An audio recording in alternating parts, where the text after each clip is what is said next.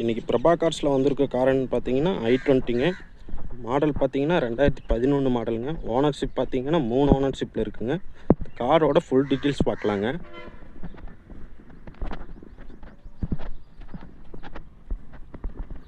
இன்டீரியல் பார்க்கலாங்க. இன்டீரியல் பார்த்தீங்கன்னா சூப்பராக இருக்குங்க. சூப்பராக மெயின்டைன் பண்ணி வச்சுருக்காங்க. இது வரைக்கும் ஒரு கிலோமீட்டர்னு பார்த்தீங்கன்னா வெறும் 1,00,000 கிலோமீட்டர் தாங்க ஓடி இருக்குங்க.